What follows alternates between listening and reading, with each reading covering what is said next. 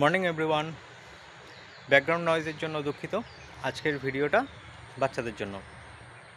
তোমরা যারা martial art শিখতে চাও, অর্থাৎ ক্যারাটে, বক্সিং ইত্যাদি মার্শাল আর্টের অনেক ধরন আছে, তো যে যেটা শিখতে চাও তো তাদের জন্যই বলা।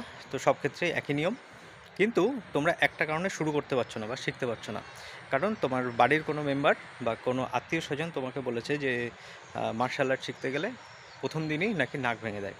তো এরকম কোনো কিছু না, এগুলো পুরো একদম ভুল ধারণা, একটা মিসকনসেপশান। এদের কথা শুনবে না, এই জিনিসগুলো হয় না। মার্শাল আর্ট এই কারণে আরও শিখবে যদি রিয়েল লাইফে কোনো এরকম সিচুয়েশান তৈরি হয় যে কেউ তোমার নাক ফাটিয়ে দিতে চাইছে, যাতে সে না ফাটাতে পারে নাকটা।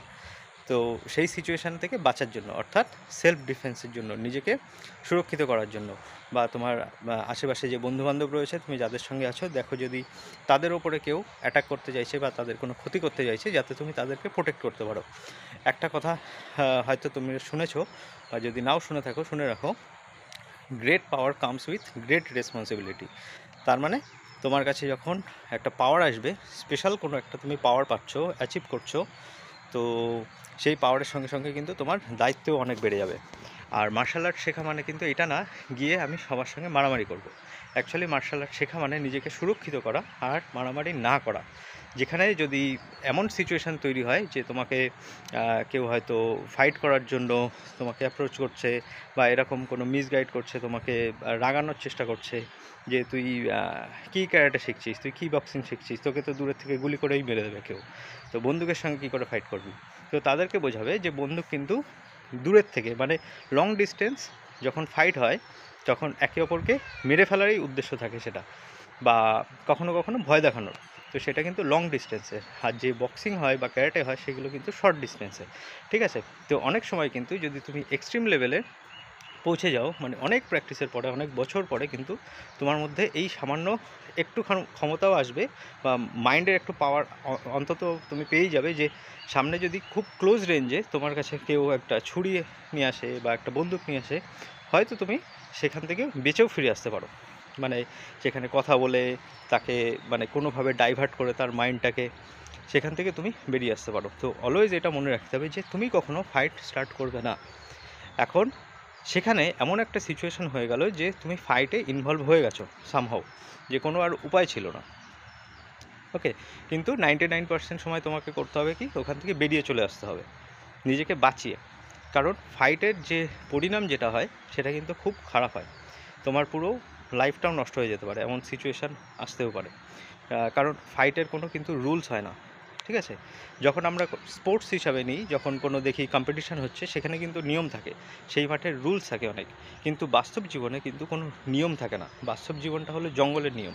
এটা কিন্তু মিলেনিয়াম পার্ক না, আমাদের যে হাবড়ায় মিলেনিয়াম পার্ক আছে, তো সেই মিলেনিয়াম পার্ক না, এটা কিন্তু জুরাসিক পার্ক। এখানে সবাইকে কিন্তু সবাইকে মানে একদম ফিনিশ করার জন্যই সবসময় লেগে থাকে। তো তুমি এইটুখানি মেক শিওর করবে, যদি তুমি কোনো রকম কোনো ফাইটে ইনভলভ হয়ে যাও, তো আলটিমেটলি তুমি স্টার্ট করবে না, কিন্তু ফিনিশটা তুমিই করে আসবে, এইটুখানি মেক শিওর করবে।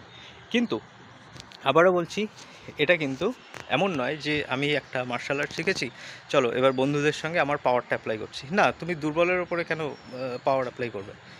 তুমি তাকে হয়তো চ্যালেঞ্জ করতে পারো যে তোমার থেকে বেশি পাওয়ারফুল, বা তুমি তার মতো হতে পারো, তার মতো হয়ে তারপরে তুমি তাকে চ্যালেঞ্জ করতে পারো।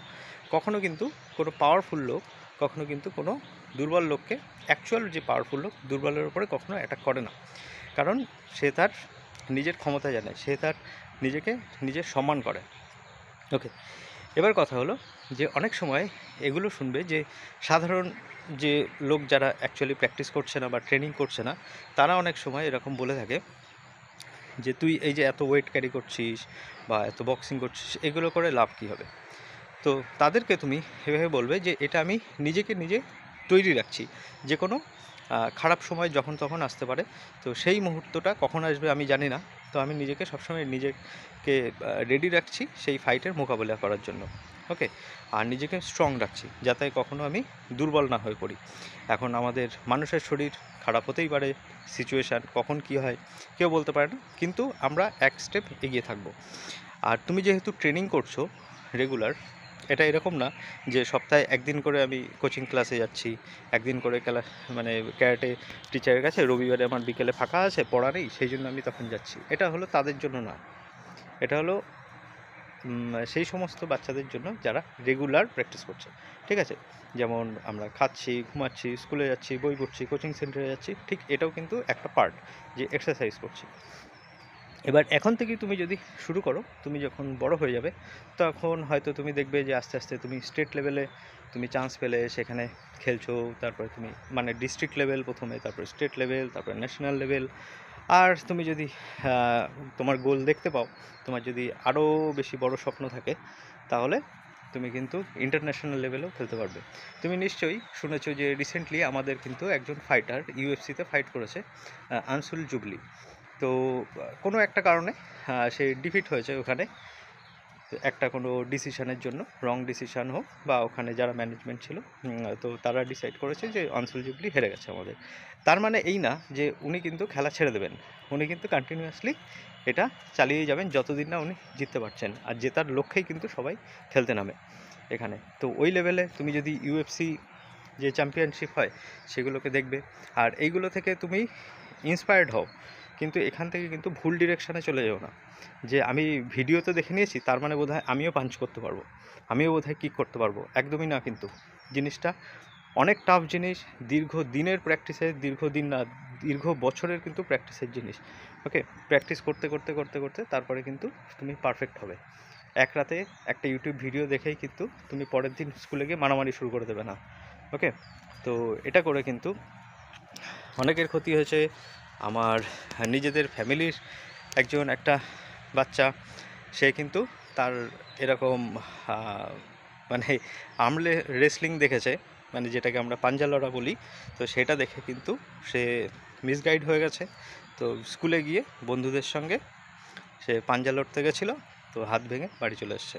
ওকে, তার বন্ধু কি করেছে, সে হলো এরকম হয়তো কোনো মার্শাল আর্টের ভিডিও দেখেছে, নিজেকে সিগমা ভাবতে ভাবতে মানে ইলিউশন ক্রিয়েট করছে নিজের ব্রেনে, সে কিন্তু মারামারি করতে গেলে তার হাতটাও ভেঙে গেছে, সে এখন কিন্তু বাড়িতে বসে আছে।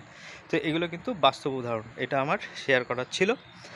আর আরেকটা জিনিস অলওয়েজ মনে রাখবে যে if you play stupid games you will win stupid prize. তুমি যদি স্টুপিড গেম খেলো তাহলে কিন্তু স্টুপিড প্রাইজ জিতবে। ওকে, তোমাকে কিন্তু বিশাল বড় বড় মেডেল দেবে না। তো কখনও এই সমস্ত জিনিসে ইনভলভ হবে না। ওকে, আর নিজে থেকে কখনো ফাইট স্টার্ট করবে না। যদি কেউ তোমার সঙ্গে ফাইট স্টার্ট করে দেয়, আর তোমার যদি ওখান থেকে বাঁচার উপায় না থাকে, পুরো সিচুয়েশানে যদি ফেসে যাও, বা তোমার কোনো বন্ধুকে হয়তো কেউ অ্যাটাক করে দিয়েছে, তাকে তোমাকে রেস্কিউ করতে হবে ওখান থেকে, কারণ একটা দায়িত্ব আছে তোমার। তো তখন অবশ্যই মেক শিওর করবে যে তুমি যেন ফাইট শেষ করে আসতে পারো ওখান থেকে। সামনের জন যতক্ষণ মাটিতে না থাকবে ততক্ষণ তুমি ওখান থেকে ফিরবে না। এইটুখানি নিজেকে তৈরি করবে এইভাবে।